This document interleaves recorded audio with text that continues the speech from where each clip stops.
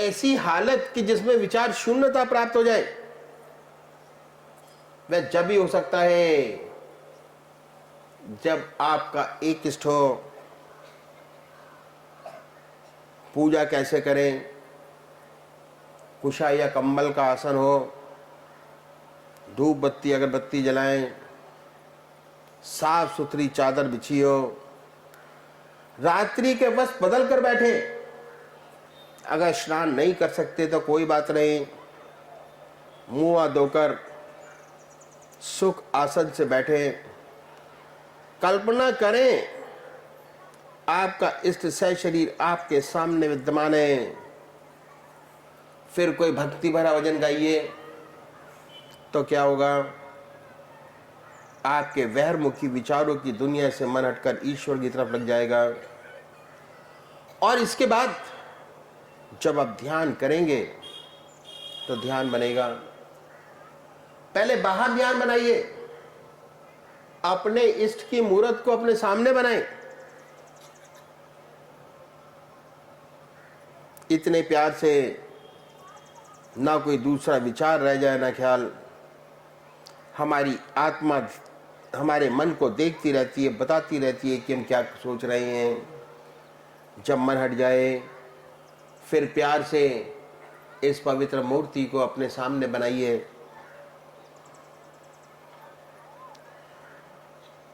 फिर ना कोई विचार रहेगा, ना ख्याल।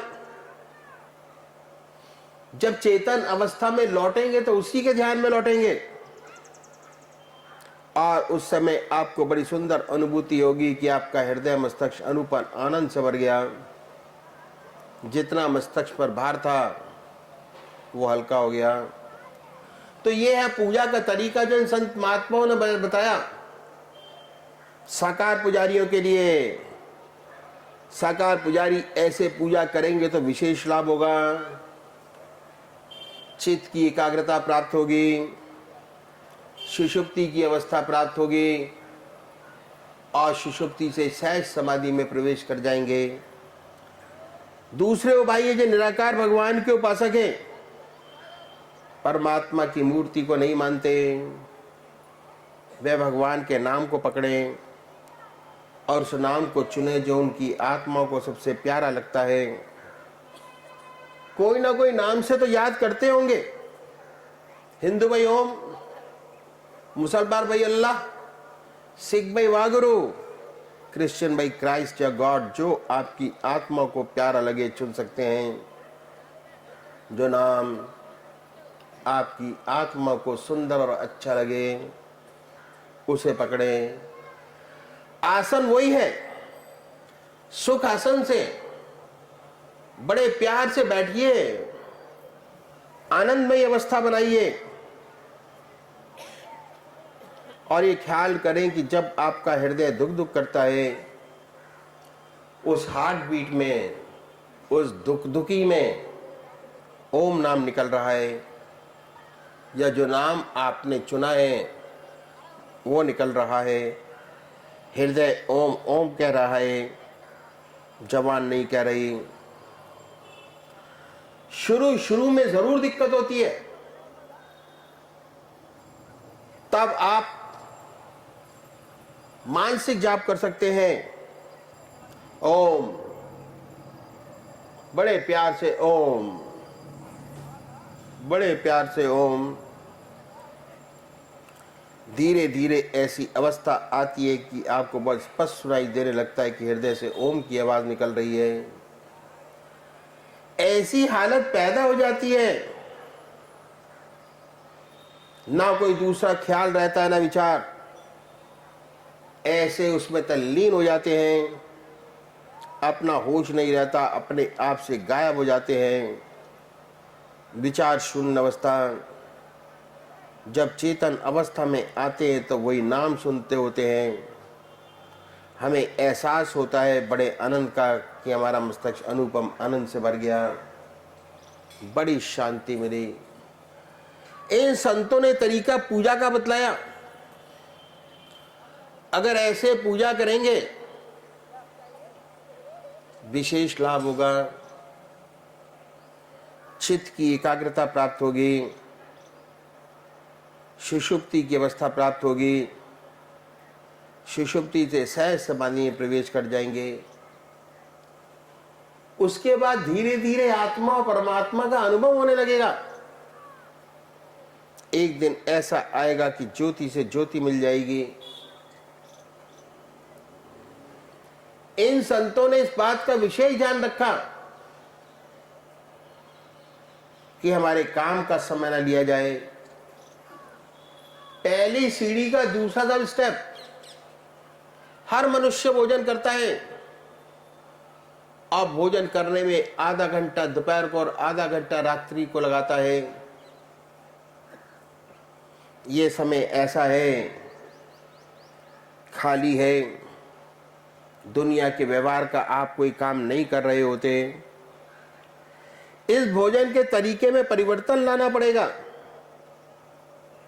और वास्तव में हमारा पुराना तरीका यही था जो मैं आपके सामने रखूंगा। पश्चिम सभ्यता की हमारे ऊपर छाप पड़ी और हमारा स्टैंडर्ड 2.5 फुट ऊंचा हो गया। पहले जमीन पर बैठकर भोजन करते थे, अब मेज कुर्सी पर बैठकर भोजन करते हैं, क्योंकि हमारा स्टैंडर्ड ऊंचा हो गया। कुर्सी पर बैठकर भोजन करने से स्टैंडर्ड हमारा बढ़ गया। कोई अर्थ नहीं। विशेष अर्थ क्या है कि जितने दुनियावी वार्तालाप है वह खाने की मेज पर होते हैं, क्योंकि हमने आपको वेस्टर्नाइज कर लिया, पश्चिम सभ्यता को अपना लिया। इस तरीके में तब्दीली लानी होगी यदि आप आध्यात्मिक जिंदगी चाहते हैं। वह परिवर्तन क्या है? जब भोजन आपके सामने आ जाए तो भोजन भगवान के अर्पण कर दीजिए।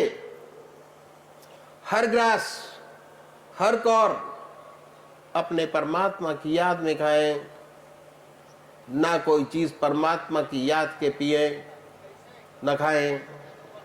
ये अभ्यास भोजन की एक विशेषता है कि भोजन जिन विचारों में डूबकर किया जाता है, खून जो बनता है उन्हीं विचारों का रंगा हुआ बनता है। अगर आप भोजन परमात्मा की याद में डूबकर करेंगे, जो खून बनेगा परमात्मा की याद का रंगा हुआ बनेगा। और जब भी आप खाली होंगे ईश्वर की याद आएगी। भक्ति के लिए जब तक आपका खून नहीं बदल जाता भक्ति नहीं आती।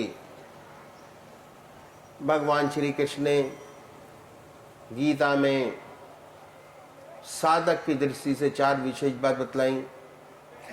पहला आहार की शुद्धि, दूसरा विहार की शुद्धि, तीसरा अभ्यास, चौथा वैराग। तो ये है आहार की शुद्धि जो हमें करनी है।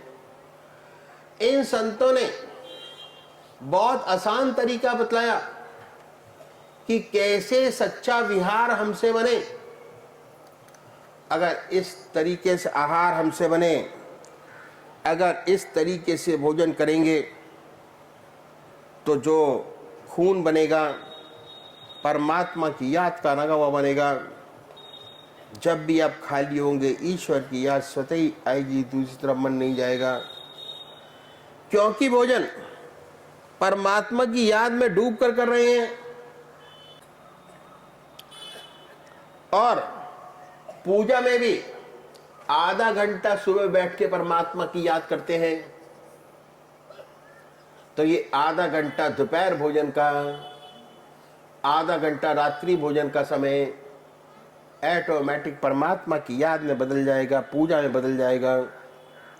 और तीसरी बात क्या है कि इन संतों ने बड़ा भारी जोर दिया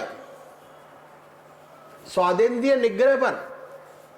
जब तक स्वाद पर कंट्रोल नहीं हो जाता, आत्मा की सारी इंद्रियों पे कंट्रोल नहीं हो पाता।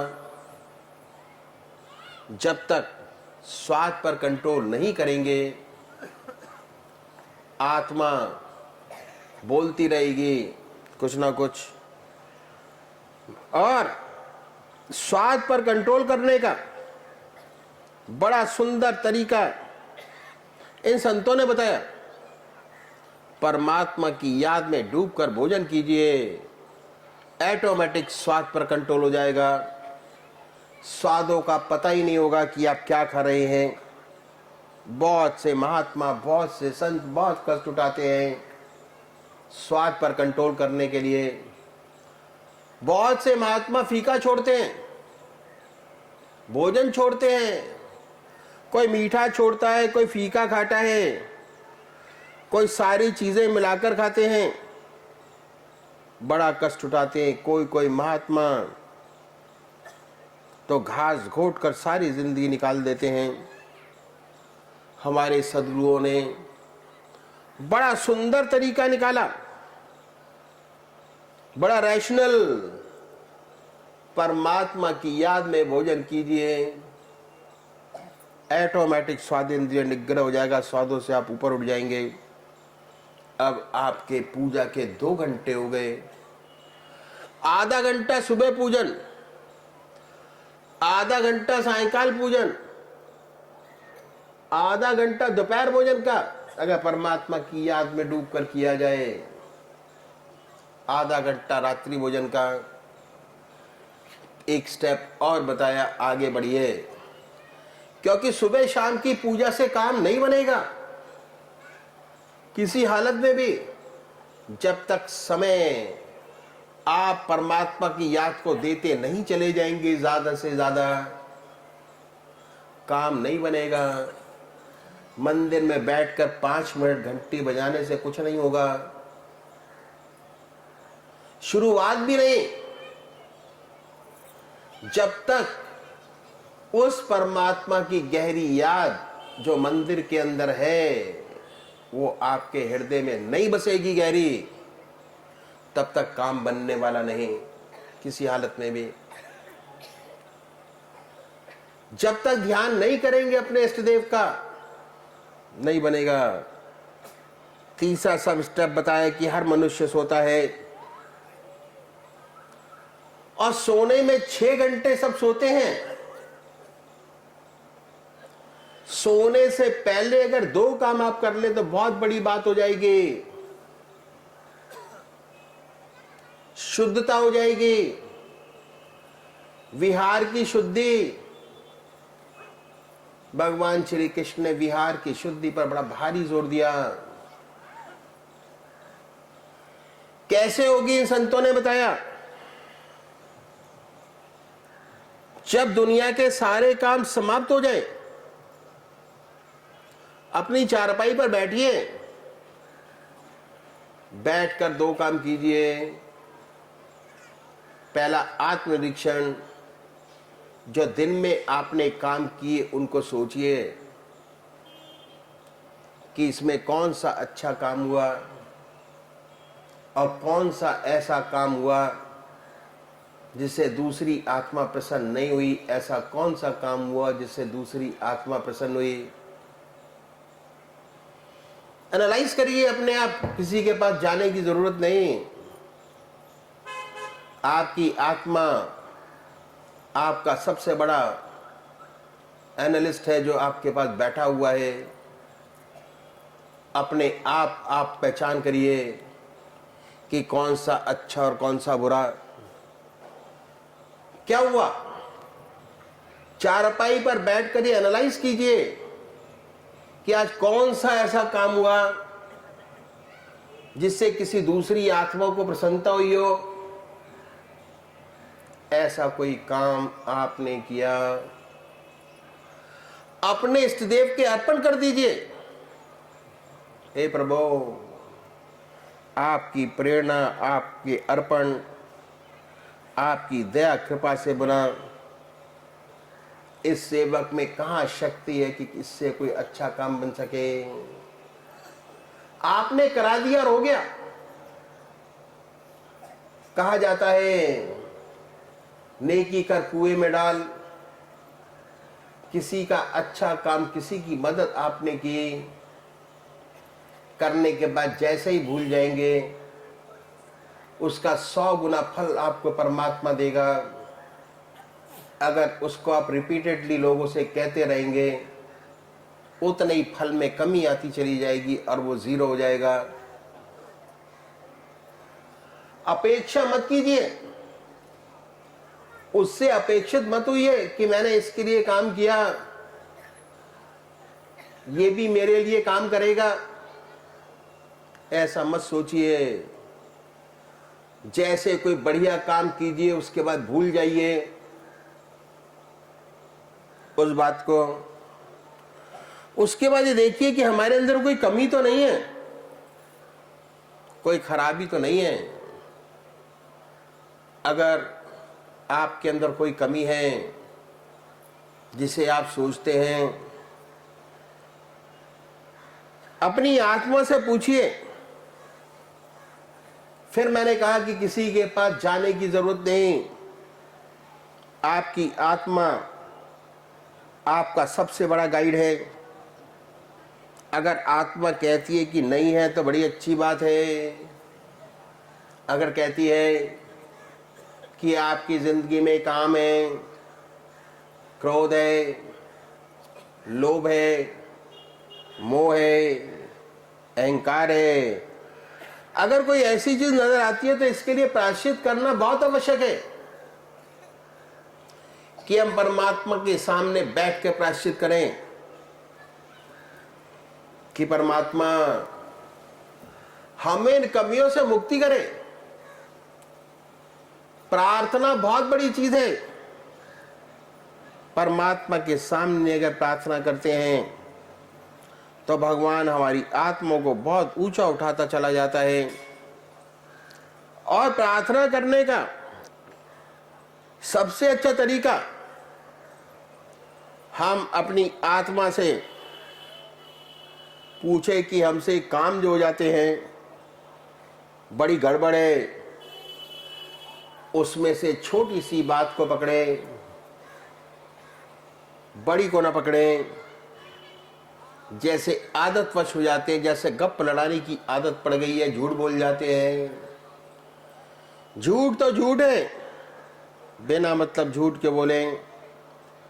अगर ऐसी छोटी छोटी बातों से आपकी आत्मा कुढ़ती है, परमात्मा से प्रार्थना कीजिए कि हे प्रभु, ऐसी शक्ति हमें प्रदान करो कि कल से ये छोटी सी खराबी ना हो।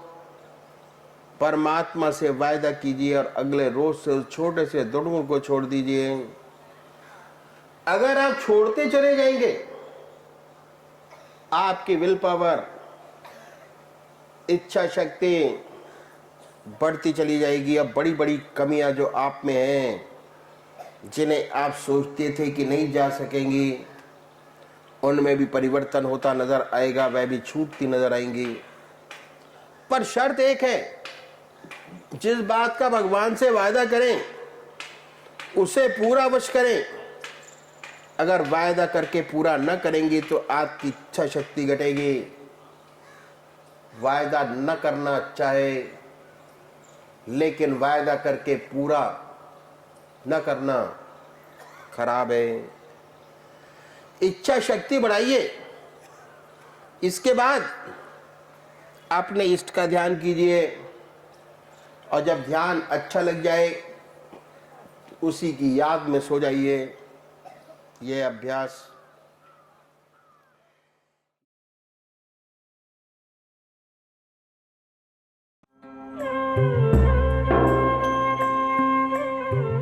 ध्यान योग के कार्यक्रम आनंद योग से निशुल्क जुड़ने के लिए संपर्क करें 9810239677।